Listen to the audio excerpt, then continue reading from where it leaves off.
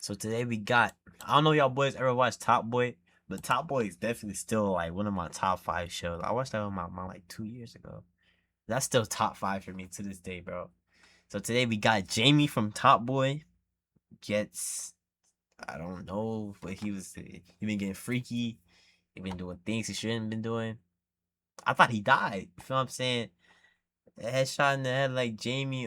It's like, The alright though. story is just not making sense now. As we go through this trial, more things are coming out and things are getting exposed, and we need to get into it all. If you're not familiar with who Michael Ward is, he recently starred in Top Boy on Netflix and was on the way to become an Top Boy. A-list celebrity actor before this case that we're going to get into today. Michael Ward was about to get really big acting roles, but for the past 3 years, over this case that we're going to get into, his life has pretty much been on hold. So we're going to go all the way back to January 1st, 2023. So Michael Ward is out in a nightclub where he meets a woman for the first time at an all-white party at Affinity Lounge nightclub in East London. So a woman is in there that recognized him from TV and films, and he asked her for a Snapchat username. This is where they initially met. That was his first mistake, bro. Jamie, you don't do that, Jamie. You don't date fans, bro. Yeah, everybody should know this, bro. All that's one thing you do not do, bro. Don't talk to the don't. No, bro.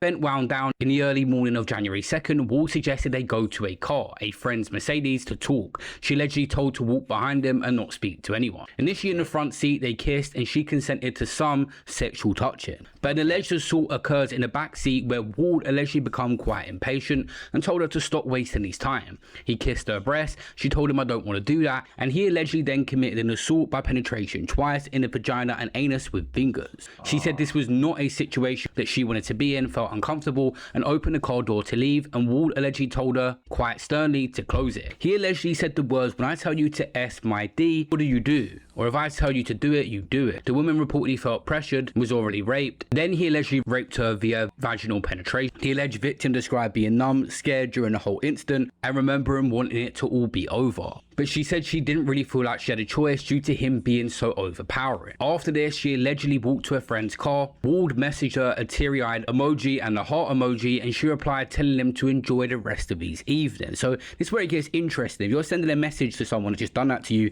saying enjoy the rest of your evening, is a little bit concerning. But she was claiming that she hadn't really come to terms with it straight away, what happened, and was kind of in denial. She didn't even report it immediately. She didn't really understand what had happened to her because of who he is. She didn't feel like she could speak out. Bro, why do they be doing this? Do they really be doing this in England court? Like in the UK court, they be having men doing these wigs still. This is why everybody think the UK goofy, bro.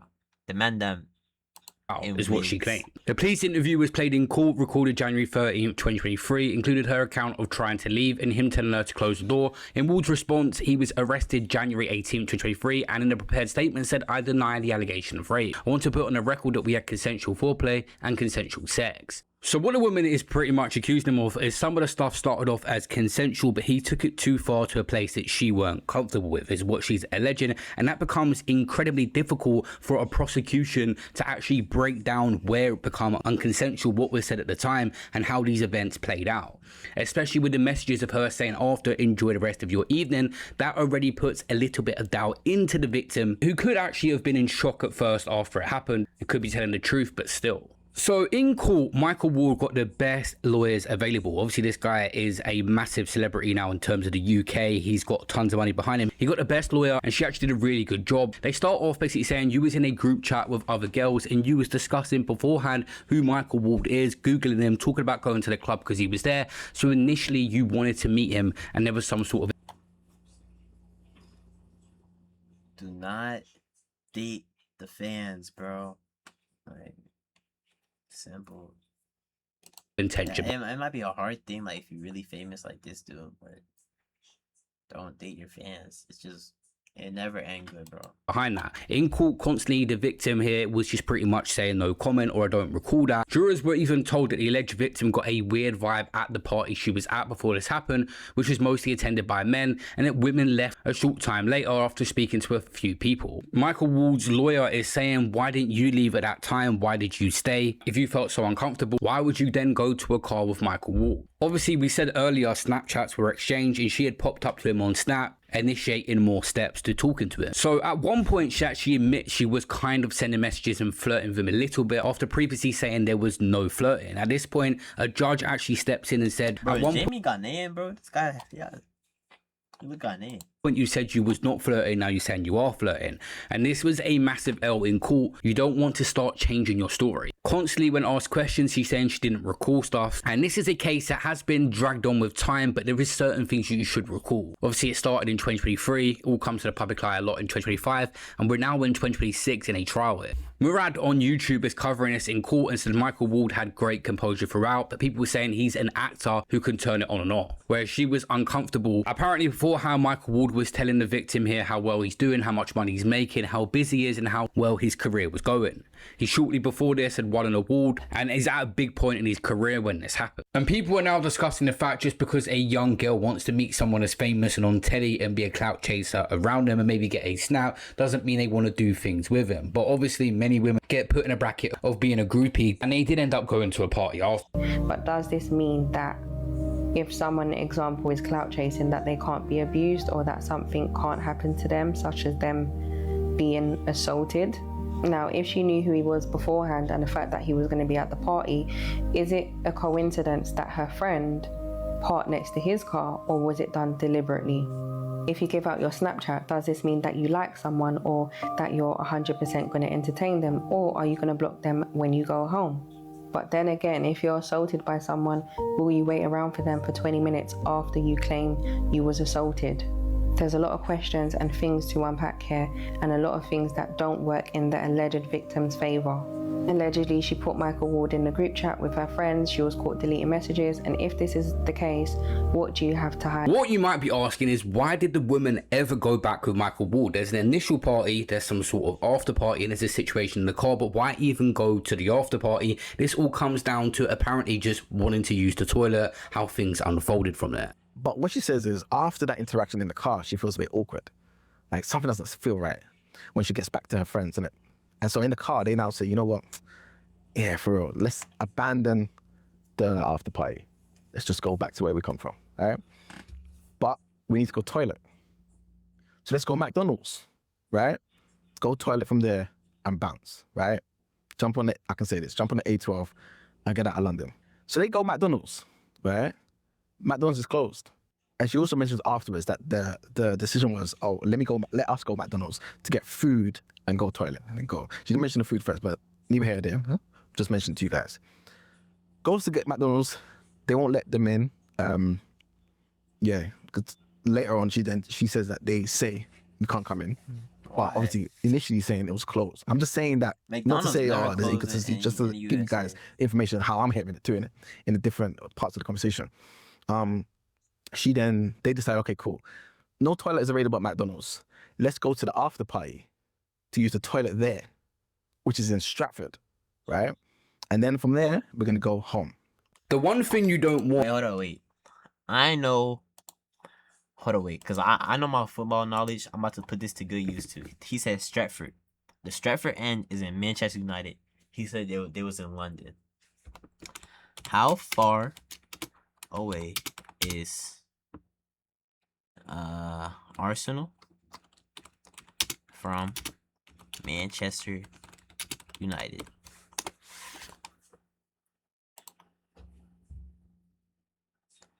$188 miles away. 3.5 to 4 hours. So she had to drive a lot, bro. One is inconsistencies in what you're saying. Is your intention to actually get with Michael Ward and things unfolded and went bad, or was your intention never to get with him? But why go to a toilet that is so far away? These are one of the main stories that stood out in court as well. It doesn't really make sense in terms of just wanting to use a toilet. Maybe when people are at a party and have had a few drinks, they're not thinking clearly or not making correct decisions. But if you're sensing a weird vibe about someone or something that's happening, why would you then go to that location? There's 100 locations in between you can use a toilet, or start just making your way home and thinking about that later. Obviously, she doesn't know London. She's not from London. But I don't know, like when stuff be happening to people, like you be feeling weird, like you don't really know what it is you're doing, you just doing it, you feel what I'm saying? Like, bro, Jamie, bro, how you even get caught up in this, bro? They put the bullet right there. I remember this. Put it right there. London. But the cross-examiner is basically saying, but you understand where he was? Well, at least let me tell you. And this is part of the bundle. So they showed everybody, the judge, everybody, saying this is where they was. In Gants Hill. And you lot decided, okay, cool, after checking where McDonald's is, seeing it's closed, you're going to go all the way, good half an hour, to the after party to go toilet and thingy.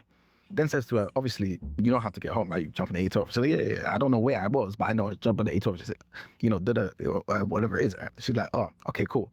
But from where that is, on the 812, all the way to where you came from, there's service stations.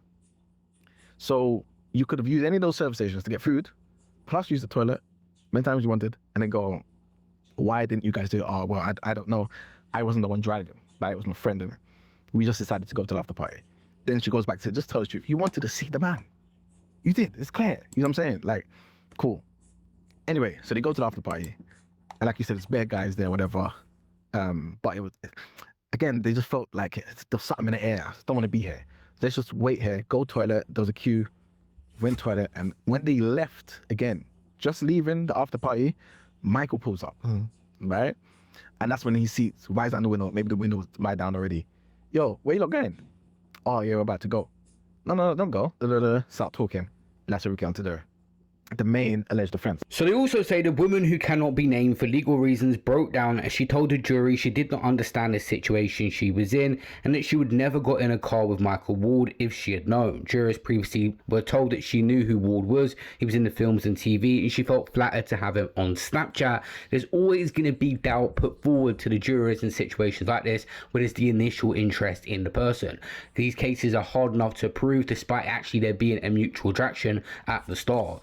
Moving on, it says, lawyer representing Ward told the woman what happened in the back of the car was consensual, to which she replied, no, Michael raped me. The alleged victim became emotional as she recalled she did not use the word no and completely shut down during the encounter on 2nd January 2023, but apparently she told the Blue Story actor that she wanted to leave on multiple occasions. So she weren't directly using communication of saying no and shutting it down. She was just saying that she needs to leave right now. I don't know what exactly happened in that car or how it was said.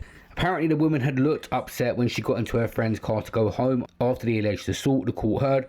The friend, who cannot be named for legal reasons, told the court the woman's demeanor was off and she kept crying when asked about what happened. Because I knew something was wrong, I asked her, are you okay? The friend said, I asked her if he had raped her, and I realized how intense that was and said, did he assault you? The alleged victim ordered a kit when returning home and ticked the box that she had been sexually assaulted, the court had heard. I think this is going to be a very, very tough case for the woman now. She's been cross-examined and they poked a lot of holes in her story, discussing the phone messages she sent to Ward after the alleged assaults, which were initially not handed over to the police. So there was also a little bit of disruption and handed over the correct information here, like she had something. First of all, bro, guys that do this to people, you're weird as heck. You feel what I'm saying? Like they say in America, innocent until proven guilty, but I'm just saying, guys that do this, you're weird.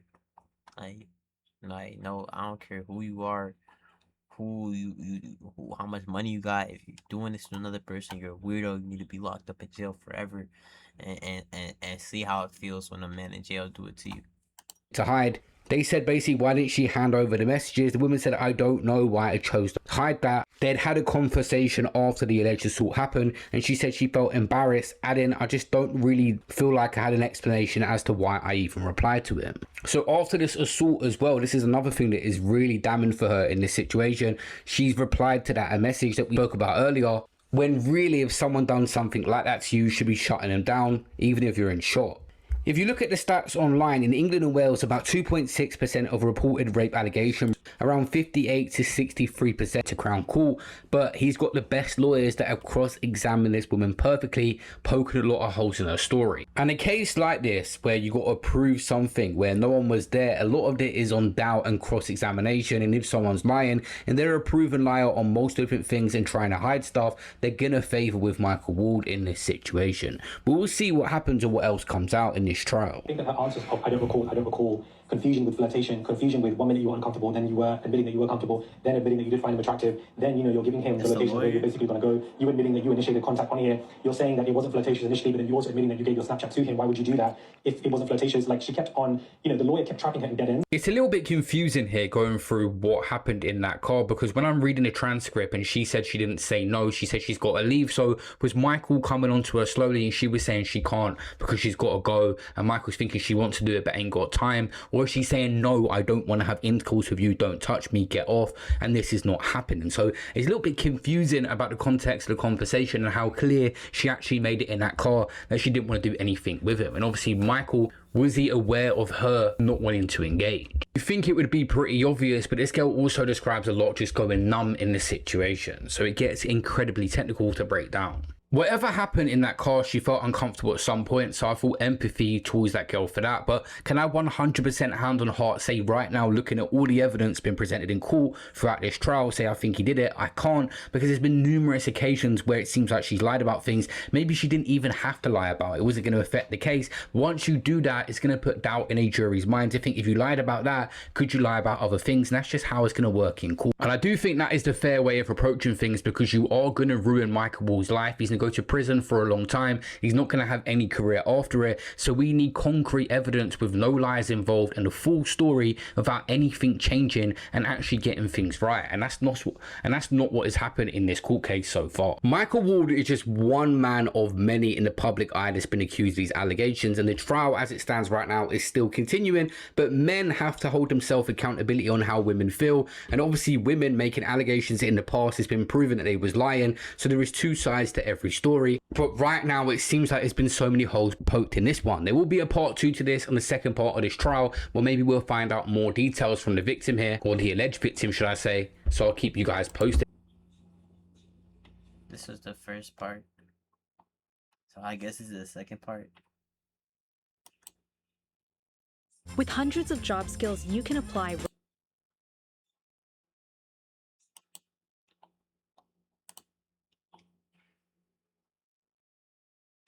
Lifestyle, I got G's in a turbo. Lifestyle. Plasma, get paid for. Michael Ward has today been found not guilty of all the charges that he faced. And he's not guilty.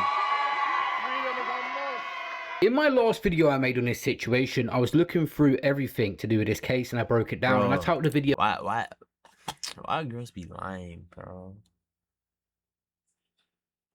so it doesn't make sense. And I was looking at the evidence and I said, I do not see, from what I've seen so far in this trial, a way that he's going to be found guilty, and he was found not guilty. So Michael Ward was accused by a woman on a night out of rape. It's the lady's career for many years, and now he's been found not guilty. But this case is a little bit darker than many people think. And now what happens in terms of justice?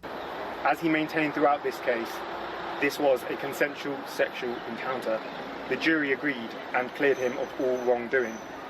It has been 3.5 years since the police started investigating this matter, during which time Michael's life, as well as his successful career, have been put on hold. There has inevitably had a profound impact on him and those closest to him. Michael is thankful this process has now reached a conclusion. He looks forward to getting back to doing the work he loves and focusing on the. That's why I feel like, bro, don't be doing stuff with random girls. Just especially when you're at the top like this guy. Like he was in a hit TV show.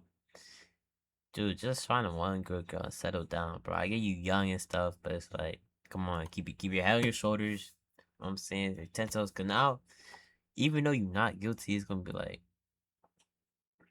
you feel me? Like I don't know, bro. Yeah, maybe I'm tripping right now, bro. I don't know.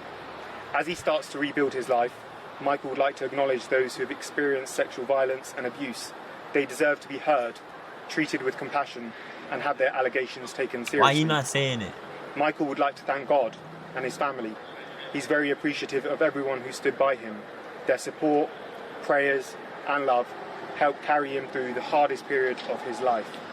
He would also like to thank his legal team for their unwavering dedication and everything they have done. Michael Ward will not be making any further comments. Thank you very much. Do you feel vindicated, Michael? Thank you. 3.5 years his career has been on hold. You cannot make up for that kind of damage against him. Apparently he stood in the dock with his hand covering his mouth as each verdict was read out loud before breaking down in tears. He leaned on his defense barrister as he left the courtroom, while members of his family and friends in the public gallery become emotional. Outside court, he stood beside his solicitor and that statement was read on his behalf, and now this is over and he can go back to focusing on his career. But how did he end up winning his case? Well, a lot actually come out. The part we didn't get into from the last video was the last day, where given evidence in his own defense, Michael Ward We're denying allegations, giving evidence, Snapchat details, I kissed, have a great time, feel like she wanted to be there, never mentioned anything about leaving, mutual attraction.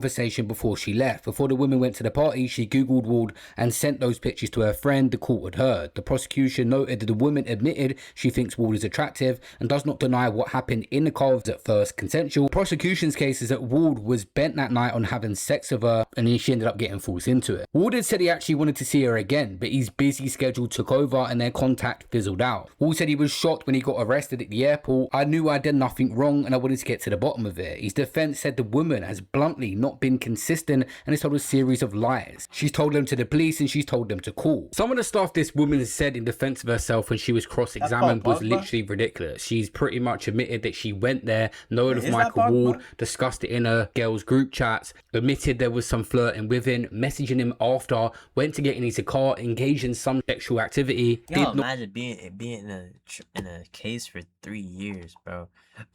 Get proof not guilty. The girl gotta go to jail then, because that means she lied. Wait, how does that work? If she lied, like if he's not guilty, that means she lied, so then she gotta go to jail. If he's guilty, that means she didn't lie, so he gotta go to jail, right?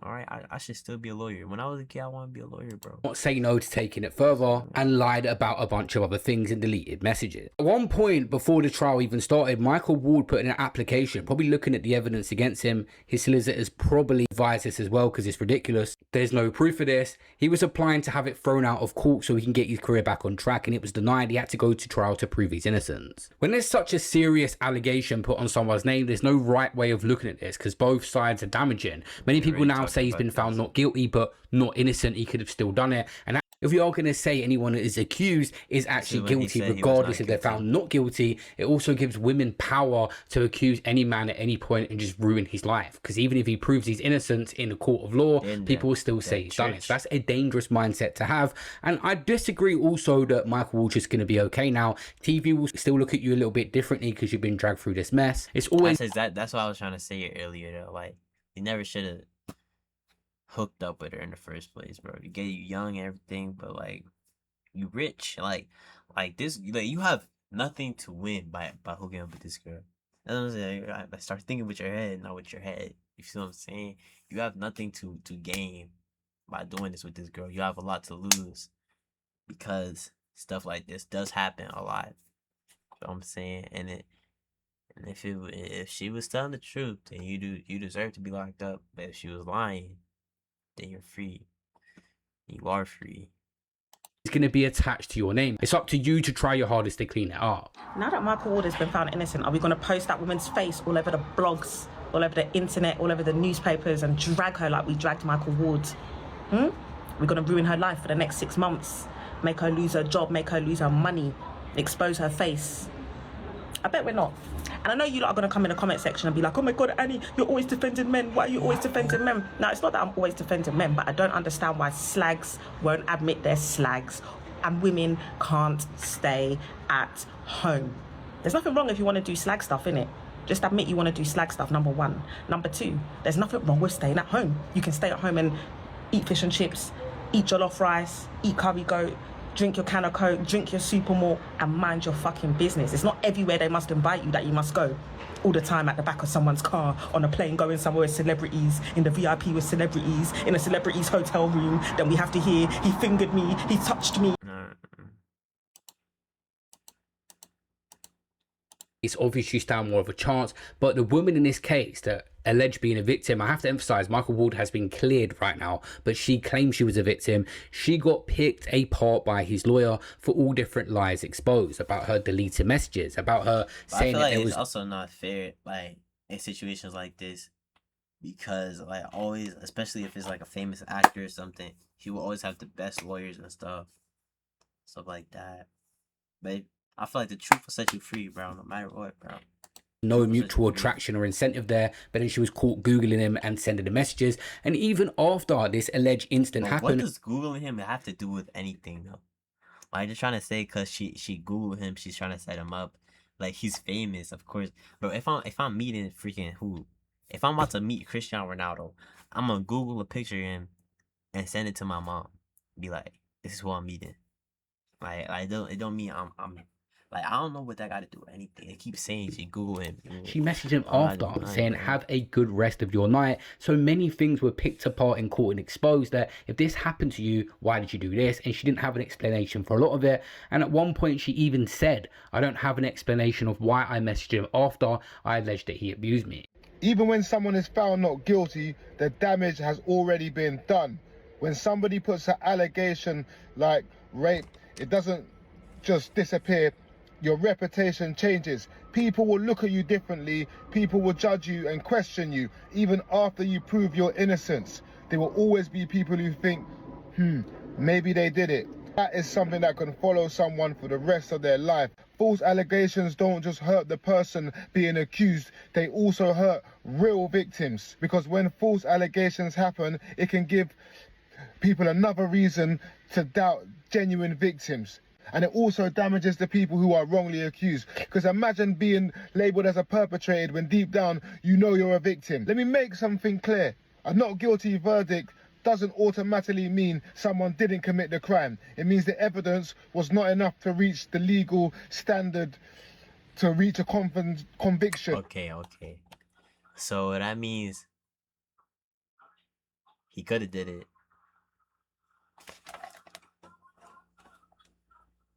So that basically means he could have did it, but there's too much evidence against showing that he probably did not do it. Basically, that's what not guilty means. Basically. But it doesn't mean some false allegation isn't definitely false. The facts matter and the truth matters. I honestly do not believe that Michael Ward's career just falls back into place now. That's impossible. There's always going to be these corporate brands that need a completely clean reputation. And even when you're found not guilty... bro could have been in Euphoria, bro. He was in Top Boy by Drake and Euphoria by Drake. Who could he have been? He could have been one of them. Like Fesco. He could have been something. Just getting caught up in foolishness, bro. Rubbish, bro. Rubbish. Look at Benjamin Mendy. Look at other people who prove their innocence. It will have an impact on him, and even mental health wise, being scared now to get in a relationship with a woman, to be single, and how he deals with them. There's lots of things that come into play here, other than just proving your innocence over a period. None of us truly know what happens unless we're there. Problem with false allegations is that proving someone deliberately lied can be extremely difficult. In my own situation, I tried to get the person who made false allegations against me, the mother of my child, prosecuted. There were messages and emails where they admitted they lied about the allegation, but even that still wasn't enough to get her prosecuted. This comment says, fundamentally, she told a different account in court than she told the police. This is why they couldn't prove beyond reasonable doubt that Michael Ward was guilty. Unanimously, they said not guilty. Her account of what happened changed so much that the judge had to pause proceedings to remind her that she's under oath. So that's why this particular case burst. If you're telling a completely different story, you can't expect to convict a defendant, which is absolutely true. It's the internet. All these celebrity cases, people are going to have different opinions on how they view this, but I think the most damaging... This dude look like Hassanat, bro. They come from the same tribe. Thing for the alleged victim at the time in this case, the court heard that basically she had deleted messages between her and the complainant Ward that only came to light around 18 months after her initial police interviews. She could have got away with deleting some vital evidence here. The defense also challenged of all charges based on independent jurors that have no bias. They've looked through all the facts of this case in court and determined that Michael Ward is innocent. So that is the end of the discussion on that. What people think about how women behave or... Hey, bro, like I said it right there, that's the end of the discussion, bro. I don't know, bro. Drop in the comments what y'all think. Is he guilty? Is he not guilty? Is it because there's not enough evidence? What is it, bro? Honestly and genuinely.